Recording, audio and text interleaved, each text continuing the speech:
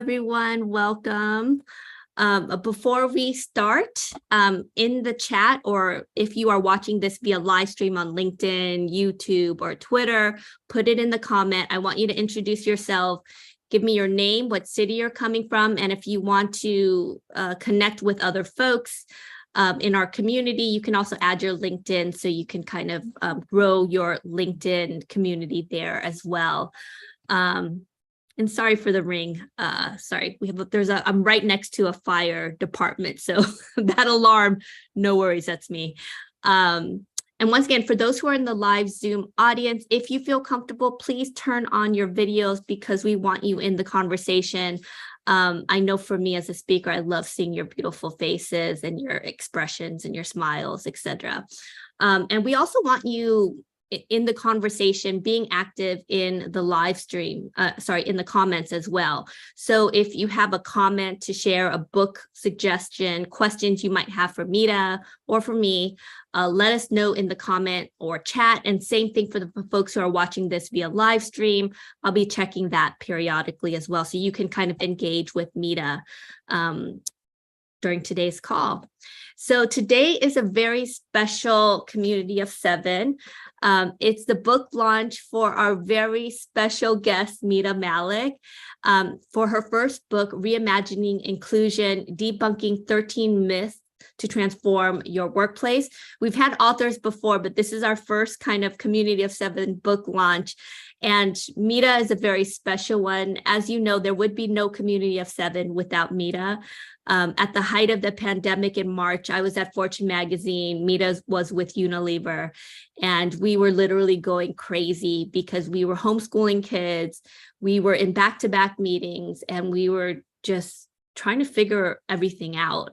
And Mita and I had a conversation because we were supposed to have lunch the week before everything shut down. And so we made it a call. And that call literally changed my life because Mita and I were talking and we were just like, this is so overwhelming.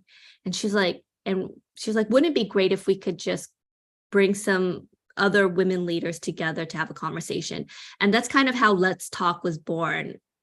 Community of 7 would not have happened with me without Mita. And when I started, there was a year period where I was kind of testing out membership. She was my first member. When I started doing training, she was one of my first clients. So she is definitely an example of someone who helps people and, is just someone who is a change maker. And when her book came out, I got so excited.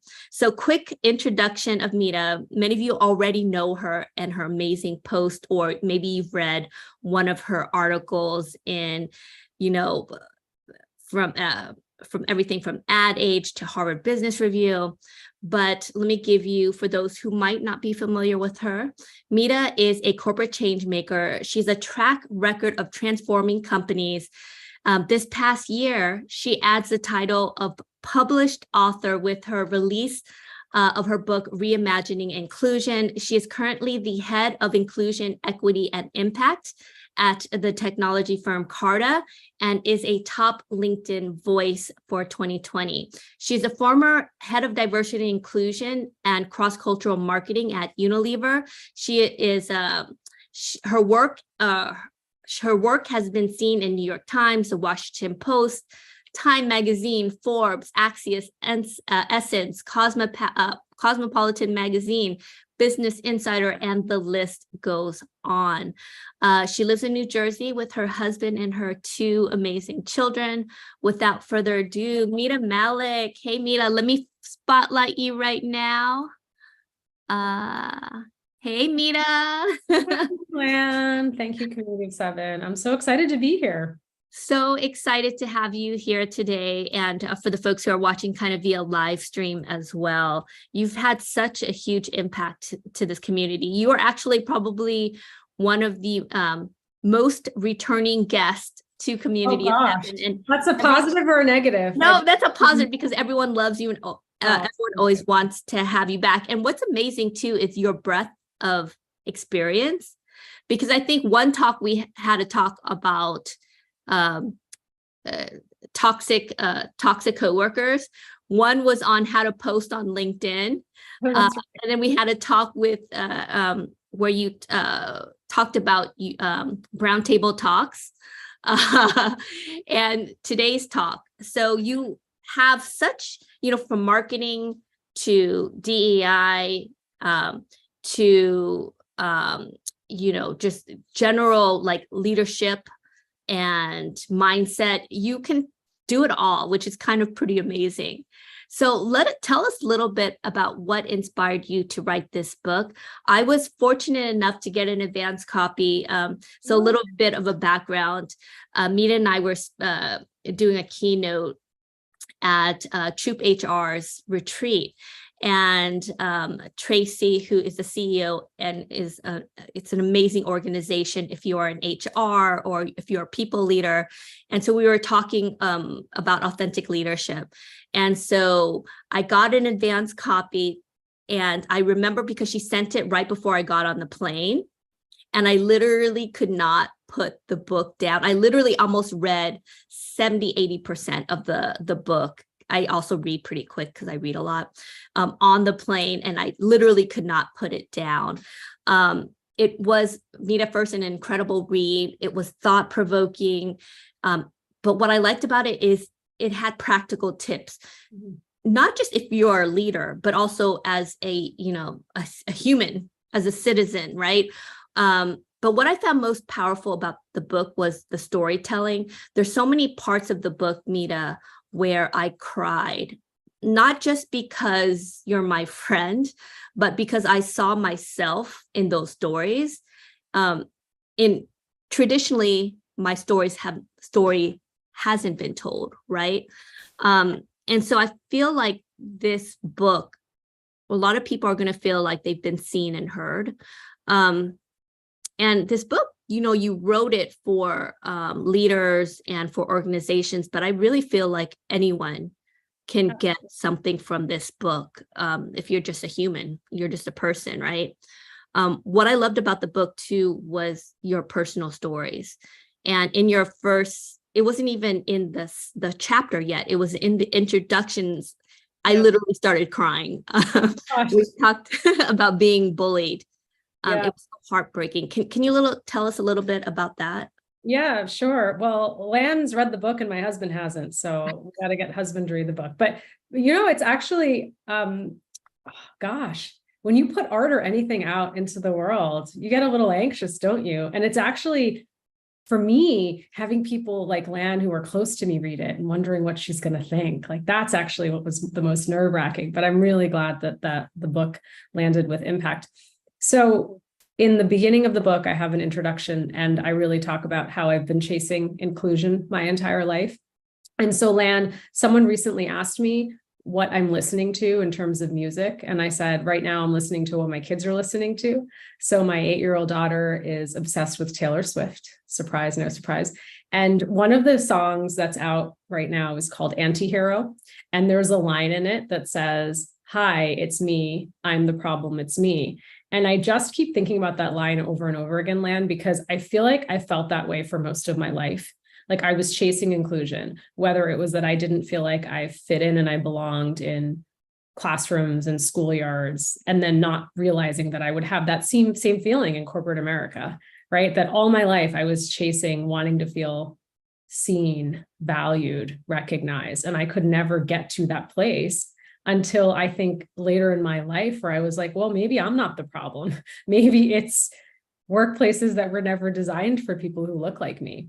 So that's really been, I would say, gosh, I don't want to say Taylor Swift's the soundtrack of my life. Maybe she is, but that line, right? I keep thinking about it. It's really sort of has stuck with me about how many of us have felt about not feeling like we belong in our workplaces or even in our communities.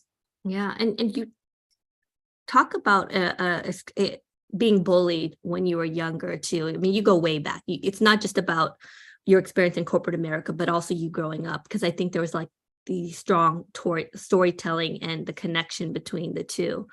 Tell us about your experience kind of growing up, being bullied.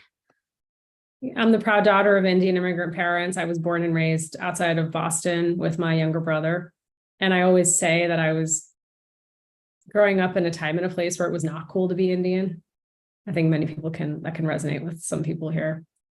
No matter what community you feel like you belong to, that you don't feel like you actually belong in the greater world. And so I always say I was the funny looking dark-skinned girl, right? I had a long, funny looking braid to my knees. My parents spoke funny English. They would pick me up in like a rickety, rackety minivan, which played like funny, Bengali music. I brought a funny smelling lunch to school until it wasn't funny anymore, right? And I talk a lot about, in one of the first myths in the book, I talk about how this work doesn't start in our conference room tables. It doesn't start at the boardroom.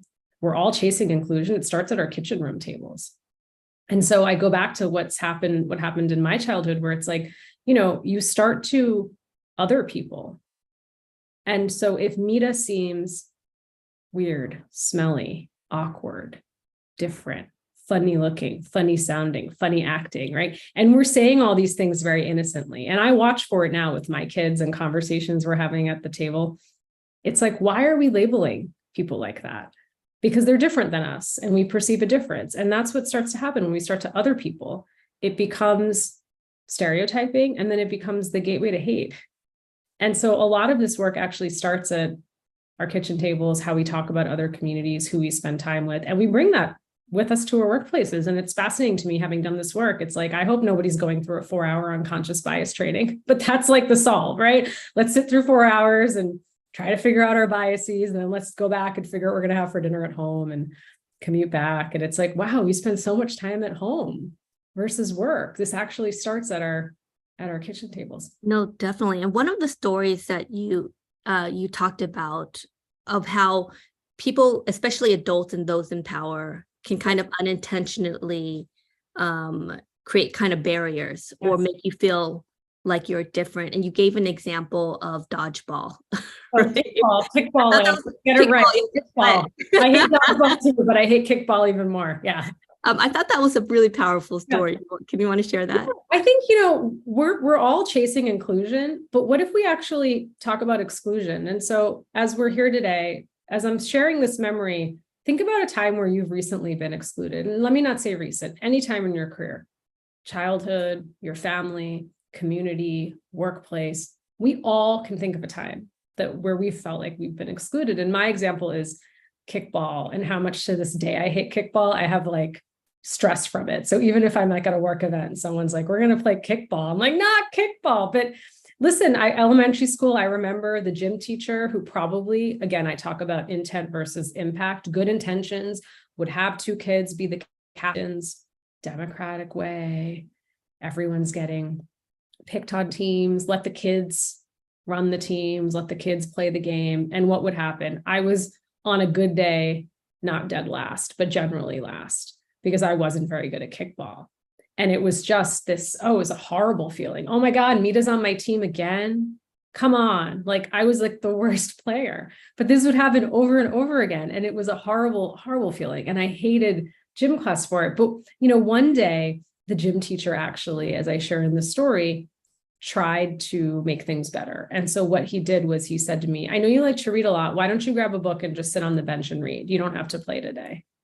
And so we think about intent versus impact. The intent there was positive, but what was the impact? It made me feel worse because now I was like clearly excluded. I'm sitting on the bench reading while everyone else is playing. And so I think about that a lot in our workplaces.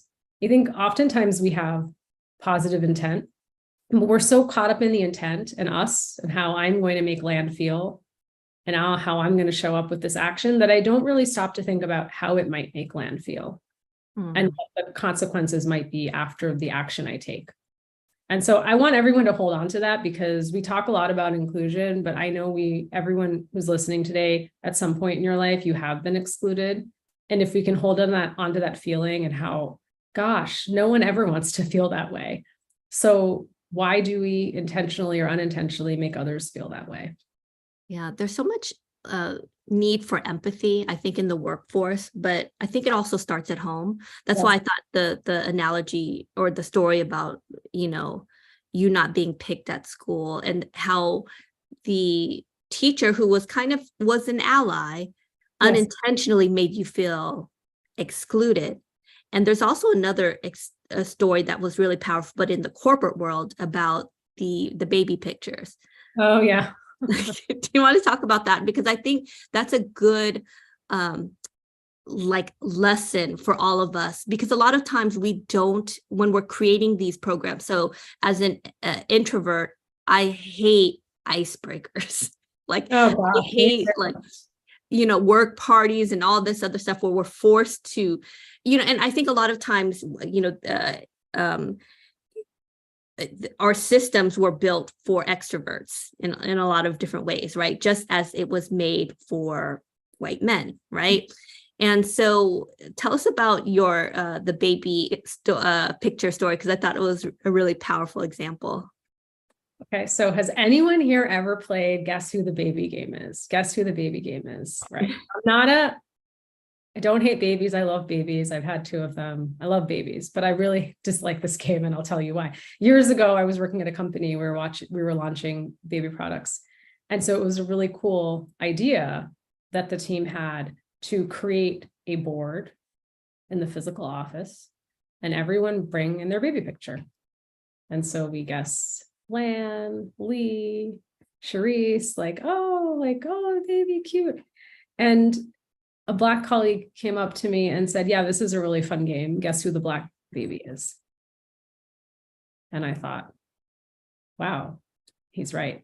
Because when you don't have diversity representation, it's actually seems like a really fun game. Like, what's wrong with babies, right? And then you look at them, most of them are white babies with blonde curls or brown curls or black curls and blue eyes and brown eyes. And you're like, it's going to be real quick to figure out who Mita is. Guess who the brown baby is? But that was the first time of many times. I didn't detail that in the book, Lan. That baby game has haunted me. I've had to stop that baby game on a number of occasions. And it seems like such a nice, again, it's the intent. It's such a great game.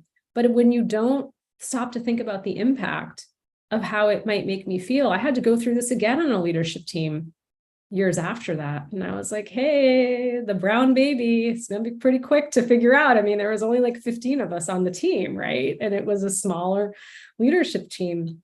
And I was one of the only women of color. And then when you tell people, it's like they're just seeing it through new eyes. They've never thought about that before because it just wasn't their lived experience. So in my experience, anytime that I've stopped and explained it to someone, they're like, wow, it hits them in a way because they just never thought about the impact because they were so wrapped up in the good intent of team building and getting to know your colleagues in a different way. And I love the way you approach things, because we talk about this all the time, Mita, about, especially on LinkedIn, there tends to be this notion of shaming people. And a lot of times it's not done intentionally, right? You just see the world with, your rose-colored lens, right, in the world. And I think everything is how you say it. And I love the fact that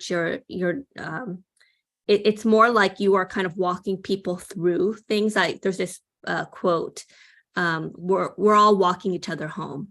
And I love that approach, because I think when you automatically villainize people and just say, well, that was just so wrong. And, everything is how how it's said. Absolutely. How, if you are experiencing that in the workforce, or maybe even in your personal life, how do you kind of address it so that it can be a learning moment opposed to a, weaponized? Yeah, I mean, it depends. Oof. In my role, it's my job to do that, right? In my role as a chief diversity officer, I would say, though, it can be really painful if you're the person who's on the receiving end of every day. I hate the word microaggression. What's the opposite? Macroaggression. Can anyone explain that to me? It's like the everyday paper cuts. Michelle Obama talks about this in her book, Becoming. I went on her tour and she talked in the conversation about the everyday paper cuts that happen. And all of a sudden you wake up and it's a lifetime accumulation. And it has a devastating impact on your sense of self and self-worth. And so what I do now as a leader is, listen, I fundamentally believe we are all an ally for somebody. You are an ally for someone else in your workplace, in your home, in your community. We work so hard to build these cultures we have a responsibility to protect them. And so if I see something happening to land, I need to speak up on her behalf, either in the moment, or I always say, like, even in Reimagine Inclusion, it's never too late. You can do it afterwards, right? There are also, we know, power and privilege and dynamics at work. If I don't feel comfortable speaking up on Land's behalf because I'm her peer or we're too junior, can I ask Lee to help intervene, right? And so I think that those are the ways in which I want us to think about how we can show up for each other at work, but also by asking open-ended questions. So it's not helpful, I would find, for me to go to Lan, for example, and say, Lan, that was a really sexist comment. I can't believe you said that about so-and-so. Versus Lan, like, I heard, during the talent review, I heard you say X, Y, and Z. Could you elaborate on that a bit more? Could you tell me a little bit more about what you were thinking? Because if I can get you to self-explore and ask open-ended questions, you'll likely come to that conclusion yourself, right? You'll likely come to the conclusion. One of the things I talk about on my podcast with DC Marshall Brown Table Talk, we talk about facts versus feelings. Facts versus feelings. So sometimes you might have a feeling about me. As a mother, I'm less committed. I'm more disheveled. I'm less ambitious, right? And so you might bring some of those things up in talent review, but let's go back to the facts, right, of what Mita's delivered. Let's go back to, like, what her goals were for this year. Let's go back to the facts versus what we're feeling about an individual. I love that. And what do you say to people who say that DEIB is only for certain segments of the population? How is creating communities of belongingness, how does that impact the whole company? I mean, it's for everyone. Here's the thing. Let me just go back to this word inclusion. What is inclusion, right? How do I define inclusion? It is that I feel valued, I feel seen, I feel recognized, I feel like my contributions matter. And that is the biggest retention tool we have right now for every single individual. In a market where it's like, are we in a recession? Do we have a labor shortage? Do we not? Is it quiet quitting? Is it quiet fire? All these things that are all the headlines, right? It is the biggest retention tool at our disposal. Because here's the thing, Lan, if I work for you and I feel included, I feel all those things I mentioned, I don't care if someone else is going to offer me, honestly, $20,000 more. I'm not going to move for that amount of money. Maybe for 100. I'm kidding. But you get what I'm saying, right? Like, it's like, that's not worth it to me because I've found the place that values me.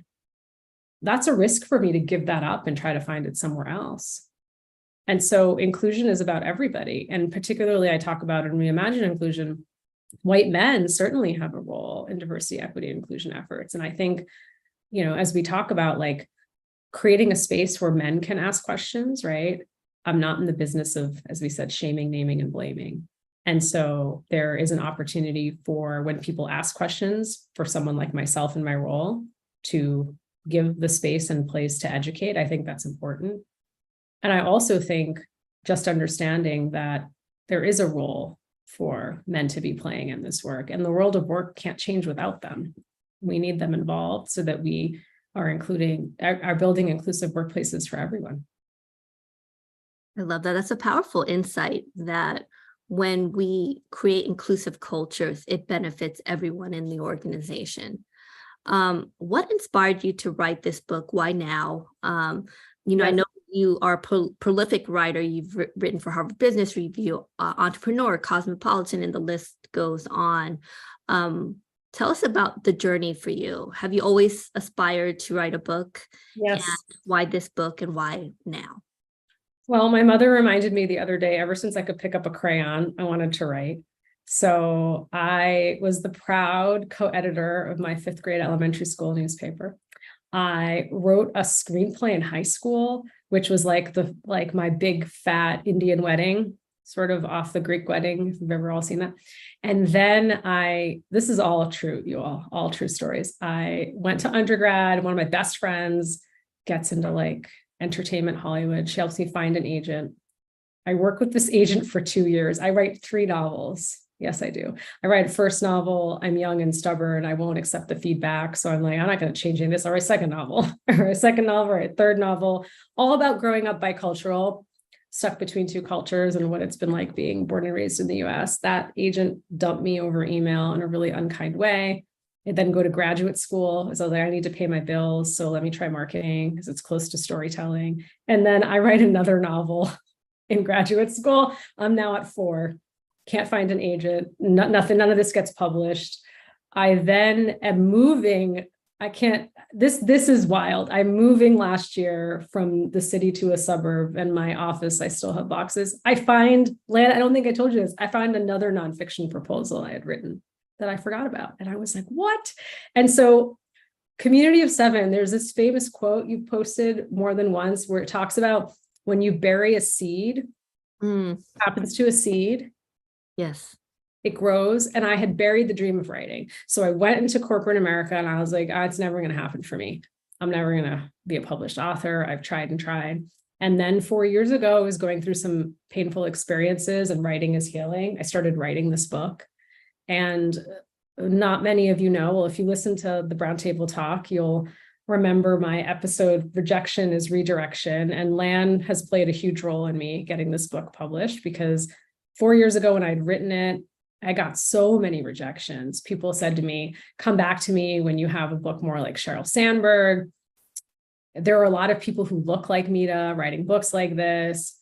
Mita's words pop off the page, but who's going to buy this book? She doesn't have a big enough following. Come back to me. Okay. So now you're like, where is she coming up with all this stuff? Because you know how like many people have a rainy day folder. I have a rainy day folder of all the love notes people send you. I also have a rejections folder. So yes, I saved every rejection note my agent ever sent me, because I just want to remember how far I've come. Right. And I don't use that to bring me down, but I use that as fuel. And so I remember calling Lan one day, like in tears, being like, this book's never going to get published. Like, this is never going to happen. And she just said, like, keep focusing on community conversation you're writing. The book deal is going to come. Like, do what you're good at, and the deal will come and it'll happen. And here I am, Lan. So I thank you. Aw. And the book is coming out in October. October 3rd, right? But pre-orders are out now. So I put a link in the book. If you guys are watching this via live stream on any of the channels or in the Zoom audience, make sure you buy the pre-order. Pre-orders are really important to authors, because that's how it dictates how many books are I guess, released or sold when the actual release date is as well. And you know, this book needs to be on the New York Times, Wall Street Journal bestselling author list. So also make sure when you get the book to comment too, because that's how, you know, you feed the algorithms as well. So yeah, I'm going to read a few comments from the sites, because I think there's some good ones over here. Lee says there's, big blind spot in white folks' perspective when you kind of gave the example of the baby photo activity. Shaw says, my team did that in a retreat a year or 2 years ago, 11 white women.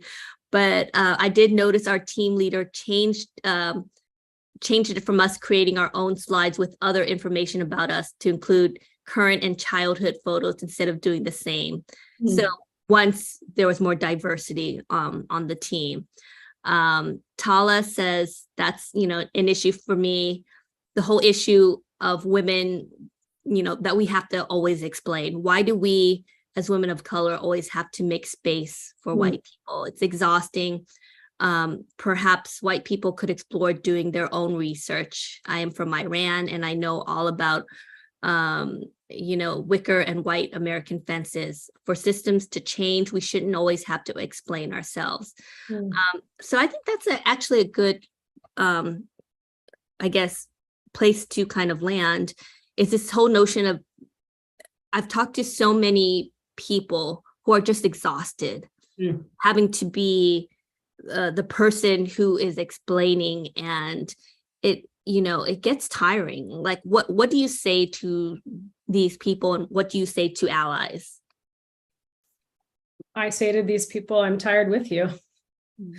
I'm exhausted, and I'm tired of advocating and fighting for myself. I'm going to separate that from being a chief diversity officer, because I've chosen that job and I want to fight for people, but I'm talking about myself individually. And I want more people to speak up on my behalf, right? On all of our behalfs. Like, how many of us are just bystanders watching what's happening in our workplaces? And I hold myself responsible too. I can remember earlier in my career seeing things and never say anything.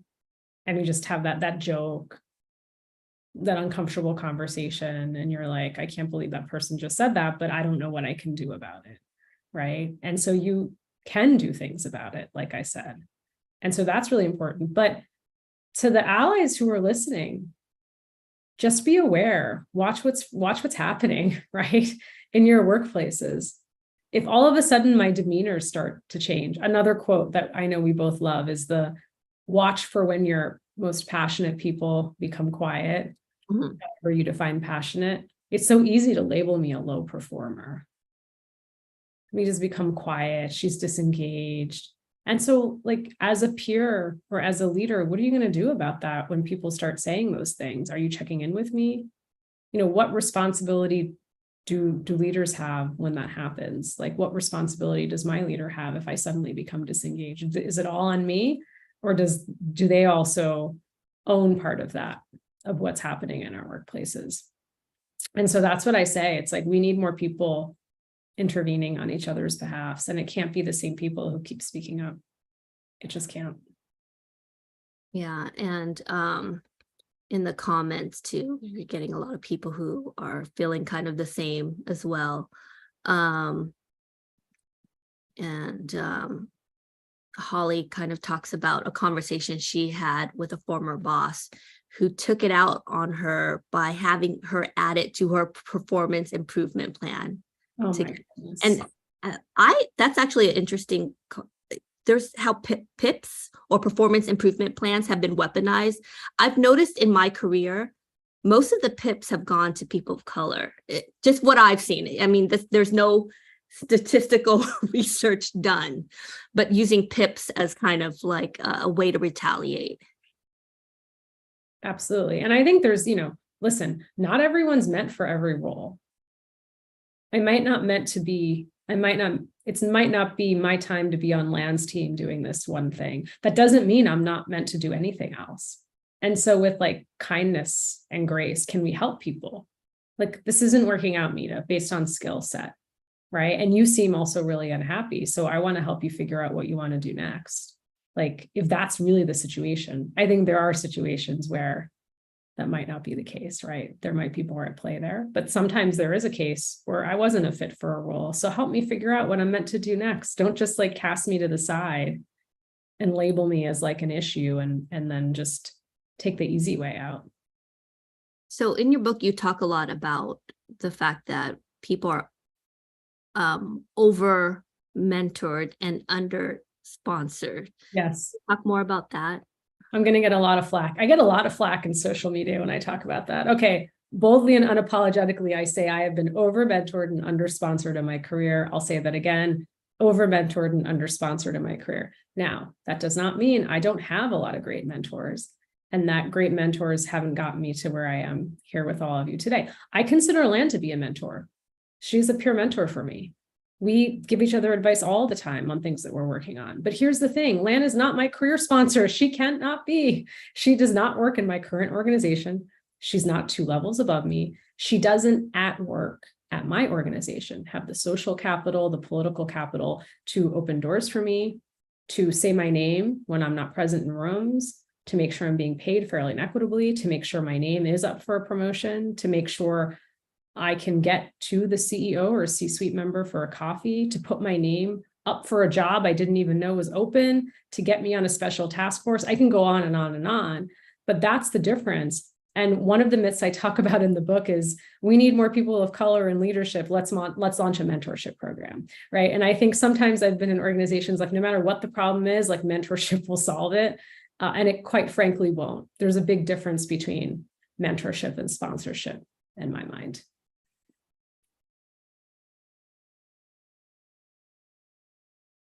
Oh, Lan, you're on mute. Thanks. To that point as well, with organizations kind of even kind of putting the weight of DEI to ERG groups, where they're not funding these activities. It's like that, I think, is a huge issue. It is a huge issue. And I say this again, boldly and unapologetically. ERGs are not your DE&I strategy. Employee resource groups are not your DE&I strategy. That doesn't mean they're not important. Of course they are. For community, for conversation, for partnering with a chief diversity officer, but you can't expect your ERGs to run and solve every problem, right? And I talk about this in Reimagine Inclusion. I can't count the number of times I've worked in different spaces and places where, let's say, there is unfortunately another spree of xenophobia, anti-Asian hate crimes, which continue to be on the rise in the US. Then let's get the Pan-Asian ERG together. Let's get them to tell us how they're feeling. And it's like, it's again goes back to storytelling. Storytelling is one of the oldest forms of communication in human civilization. Stories have the power to move, inspire, change. But you have to ask yourself, at what cost do you need to go to a primary source to get that story versus, as someone said, educating yourself. So what you're doing, whether you realize it or not, is putting pain on display. And for many individuals from historically marginalized communities, there's trauma and there's intergenerational trauma. So you needing to gather us, the Pan-Asian ERG, for us to share your stories, like at what cost? At what cost? And who in that conversation, as I talk about these courageous conversations on race, who's actually being courageous, right? Because a courageous conversation actually takes two parties. And so the question is like, what's the burden of the courage? Like, where are you placing that on? And generally it's, placed more on individuals from historically marginalized communities to bear the burden. Yeah. And so I'm kind of, so there's different folks who are kind of on the call or watching this via live stream. Some are kind of looking at it from a leadership perspective, but some of us are looking more as it from an individual contributor or just someone who really cares deeply about this topic. What are some of the things we can do? I mean, I know in the first myth you tackle, and the title of it is, of course, I support Black Lives Matter. Why are you asking if I have Black friends? And you go on to talk about how we can get biases and that we're kind of self-segregating ourselves in America, not just white people, but also different people of different, cultures, religions, etc. Why is it important for us to kind of have these diverse connections outside of the office? Yeah. So we can do this exercise together. I have it in the book, Lan. You probably remember it. But one of the things I talk about in the beginning of the book is thinking about who your friends are. So if you all remember Friends and that show Friends, and a few years ago, it was like the big anniversary of Friends, and even Pottery Barn had a Friends collection, like it was Friends mania. And I never got into the show because I'm just going to be honest, they didn't look like my friends. And I didn't feel represented when they talked about that group of friends. And so if I took you all through this quick exercise, you can close your eyes, you can listen in. Let me ask you the following questions.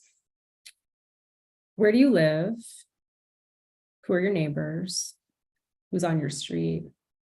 Where do you go to the grocery store? Like, who's the cashiers you're checking out? Now, as I'm asking these questions, just kind of visualize, like pretend you're there and you're looking around. What's your town like? Where do you go out to eat? What's the last like community event, wedding, celebration of someone's life, a funeral, a barbecue? Who do you hang out with on the weekends, restaurants you might go to? So just, again, you're just kind of visualizing who you spend time with.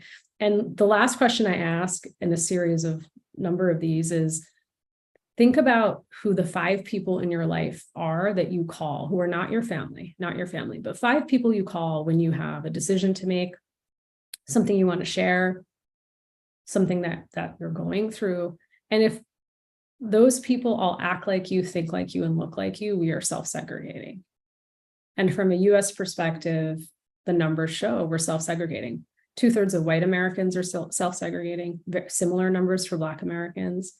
So many of us are drawn to people who act like us, look like us, and think like us, which is a human tendency.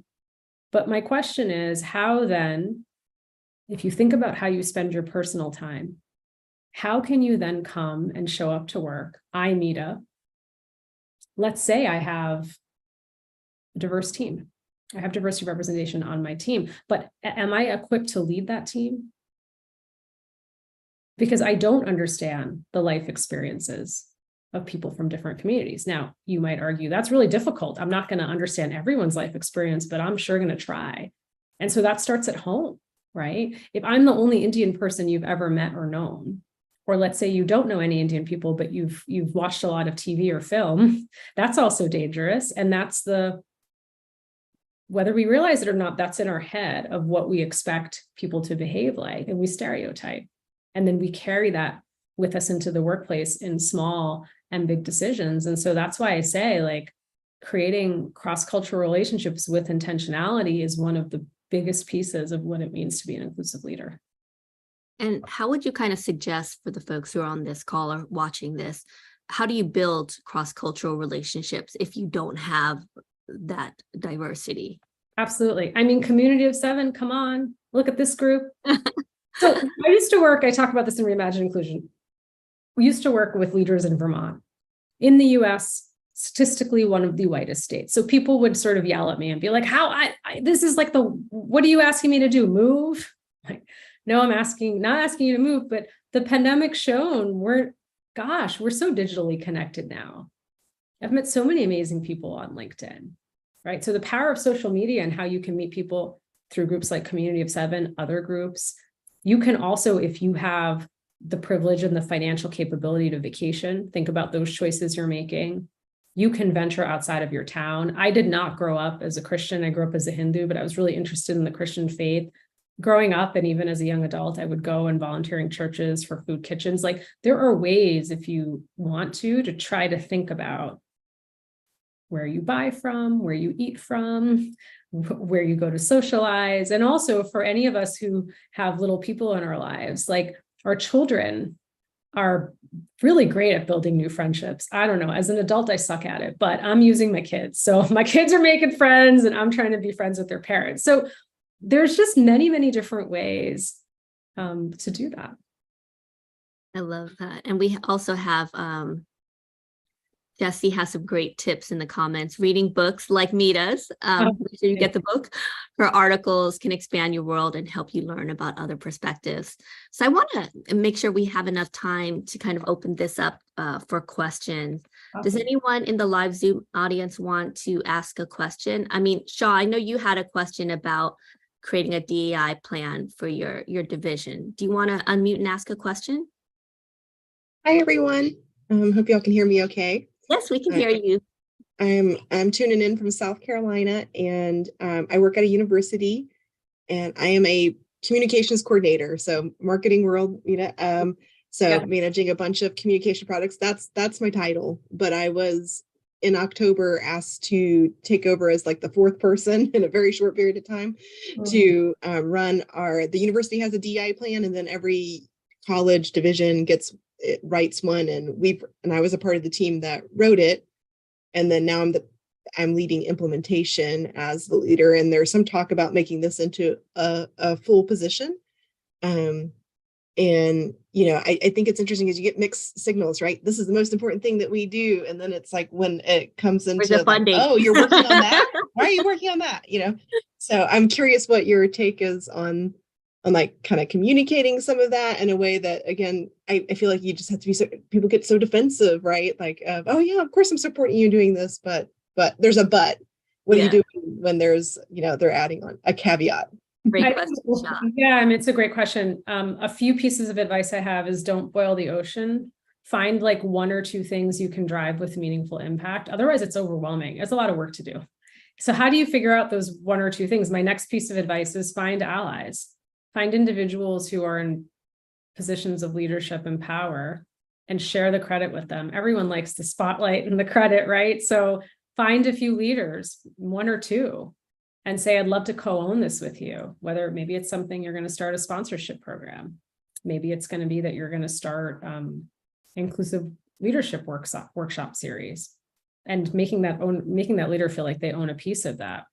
I think it's really important. And I think you have a sense, I always say, like, you have to meet people where they are in their journey. Lan knows this. She does a lot of work with us at Carta. Carta, we're on a journey to be a more inclusive culture. And I try to reach people and meet people where they are. And so you have to have an understanding of where people are in terms of how they think about diversity, equity, and inclusion, so that you can make sure that you're reaching them and not shutting them down, which can be difficult, but getting a good sense of what people want to talk about and what people want to hear. Like, it's really easy for me to be like, Mita, I'm interested in this. So here are the 10 things I'm going to talk about. And then people will be like, that's totally off base.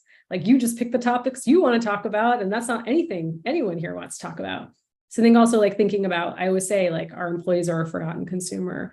We think so much of who we're going to sell to, how much, when, what, where, rather than like taking the time to ask them, okay, like, what do you want to learn about here? What's important to you? I hope that's helpful.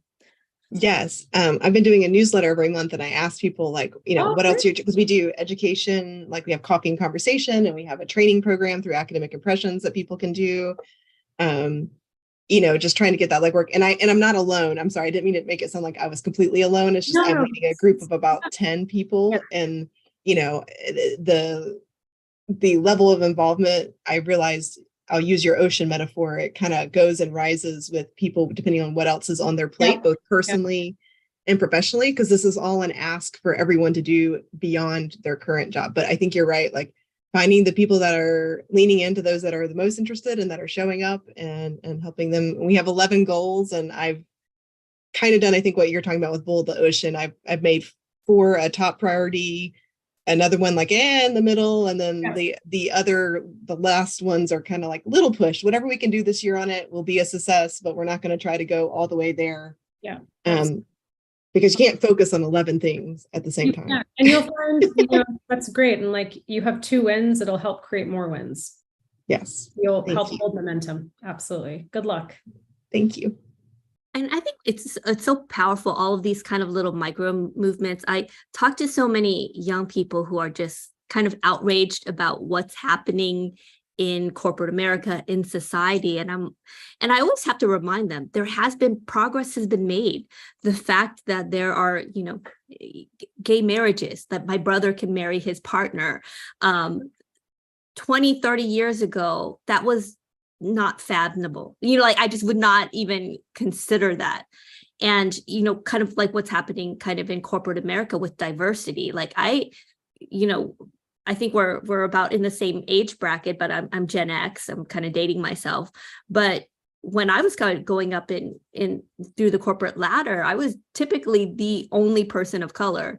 Definitely the only person of color in leadership. And that's changed so much because I go to conferences and meetings, and it's just this is reminder that progress has been made, and all of these little actions that we're making, from ERG groups to what Mita's doing, like on a much larger scale as well, to us kind of fighting for, basic things just as individuals. They are making a difference. And we have to kind of remind ourselves, because it gets tiring and it gets frustrating, kind of to the point that was kind of made earlier. I'm exhausted, but we have to remember that progress is being made. It's just maybe not as fast as we'd like it, right? Absolutely. But all these little differences, changes are happening. So we have a question from Jesse. Do you want to unmute and ask your question? I know you might not want to turn on your video camera, but feel free to just unmute if you'd like. Yeah, sure. Sorry, I turned off my camera because I'm still in my workout clothes. I'm sure you look gorgeous. So going off of what you just mentioned about exhaustion, and Mita, you kind of separated out you as a person versus you as the head of DEI at Carta. So I'm curious to hear from you. What do you do to just to take care of yourself and just fill yourself back up if you're doing that full time as your job, and then also in your personal life, and how to deal with all the heaviness of this work? Great question, Jesse. Well, Lan knows this. I don't have any hobbies. I have my kids and I like to write. Like, I love writing. That's my hobby. I don't paddleboard. I don't bake. I don't ski. I don't really like to travel. My husband makes me go places, but I just like writing. For me is therapy, and it fills me up. I write like 20 minutes a day. Some of it will never see the light of day, but I just encourage you to find the thing that re-energizes you. I also really enjoy watching movies with my kids that I've seen before, but they're seeing for the first time. There's something pretty magical in that. And like thinking about how you can relive and revisit experiences through other people who are trying something for the first time. So those are some of the things that I focus on. I love that.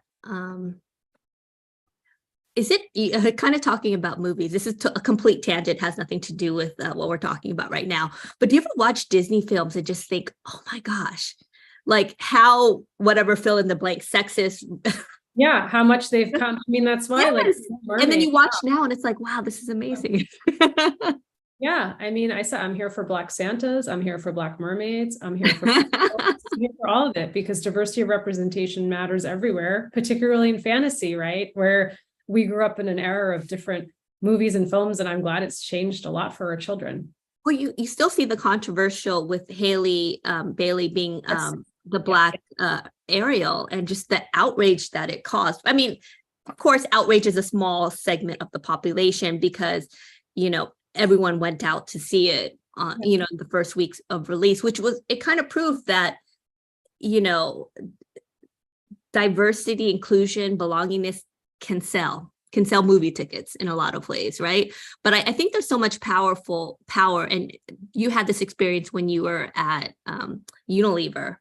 Who's in front of the camera? I remember you posted something which I just loved, and I took a screenshot right after of I guess it was Bridgerton, and the actress was South Asian, and you took a picture of, I think, your daughter, and how she changed the profile picture from you, Mita, to the actress because she looked like you.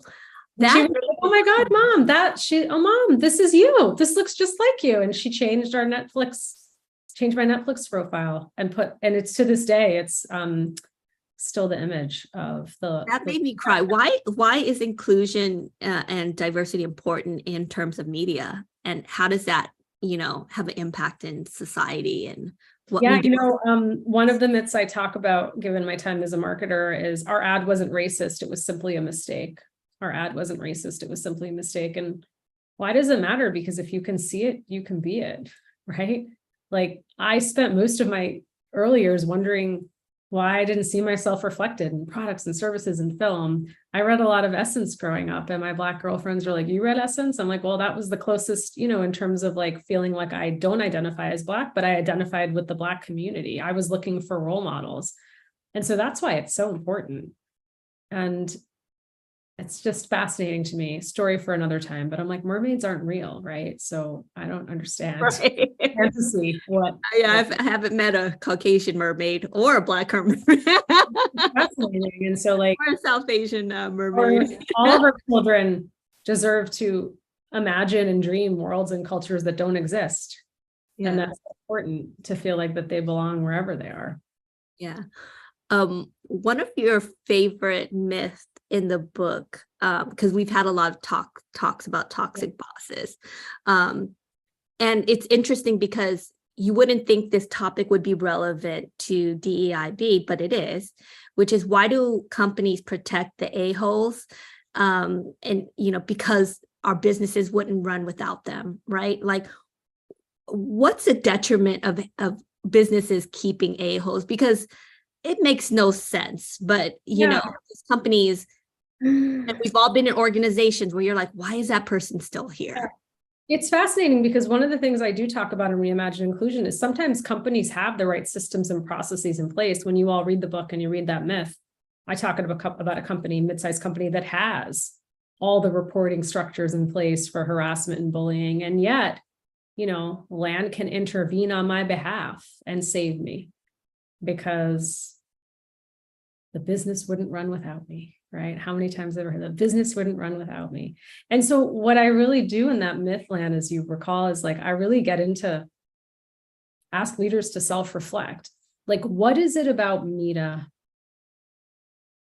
that allows you or enables you to value her relationship over all the other feedback you've received, right? Like, is that personal relationship that you have with her, is that really more valuable than everyone else she's hurting or harming in the company? And then also really just the cost of toxic bosses, right? The loss of productivity, turnover, cost to replace people, cost of repeated investigations, time. It's just fascinating to me why we will continue to do that. And here's the thing, I'm not a psychologist, but hurt people hurt people. And sometimes when someone shows up at work this way all the time, causing so much hurt and harm, we can't weaponize executive coaching. An executive coach is not going to help. That person needs to go seek therapy and needs help before they can either return to your workplace or return somewhere else. And so, oh gosh. And then Lan, the last thing I'll say is like, I'm the toxic boss that you can't afford to lose because I know everything. I probably don't even know everything. I'm taking everyone else's work and positioning it as my own. So then you think I'm indispensable, but I'm not. And so I know a few of those. like, what? Yeah. So it just boggles my mind about the human psychology of like the people we just feel like we can't let go of. Yeah, I love that. So we're almost out of time. If you could kind of talk to the folks who are watching this, either here in the Zoom audience or on live stream, what's a one takeaway that you want people reading your book? Because everyone's going to buy this after this call or buy it right now. What's the one thing you want them to take away from the book? I want each of us on this call, if you're listening today, to think about one thing you can do differently showing up tomorrow. Because what I don't think we realize is we're all chasing inclusive cultures. There's not one person on this call likely who would say, I don't want to work in an inclusive culture. I'm trying not to build an inclusive culture. Most of us are. And so what responsibility do we bear? Like, I don't think we think enough about like, Mita, how I show up at work every day has a ripple effect on my team and the company. And so if we each decided to just do one thing differently tomorrow, imagine how we could be changing our workplaces. Just like start with one thing. Not 10 things, just one thing. Don't boil the ocean. Of that, it's the whole simplicity, right? So I put the link to the book and I'll be doing that on the live streams as well. Tell us more about, where we can get your book, when, all that good stuff. Yes. Reimagine Inclusion, Debunking 13 Myths to Transform Your Workplace. Why 13? It's my lucky number. There'll be probably a sequel, but right now we're focused on 13 myths. Saying all the quiet parts out loud, holding us back from making progress in the workplaces. Please go check it out on Amazon for pre-order today. Pre-orders matter a lot. And so I look forward to having you all read it and hearing about it. You will have a copy the first week of October. Woohoo! Shaw already ordered. Awesome. Thank you, everyone. If you guys can unmute and just give Mita a round of applause. Woohoo! Mita. Thank you so much. Thank you for everyone who's been watching this on live stream as well. Make sure I will put the link in all of the live streams as well. Make sure you pre-order the book. And I also emailed everyone with the link as well. And make sure once you get the book to comment as well. Thank you, everyone. Thanks, Mita. So excited for your book. Okay. Bye, everyone. See ya. Thank you. I really enjoyed this. It was great. Oh, yay. Well, Yes, thank and you. Mita, I sent a chat to you because I have a student who is a woman of color. She's a rising junior, and you have her gold job title of Chief Diversity Officer. She's an immigrant. She has all these things. So I'd love to connect her. I ordered the book for her, but I would love to also just connect her because I think you'd be a wonderful role model for her. Thank you so much. I hope she can watch the live stream too. Yes. Awesome. All right.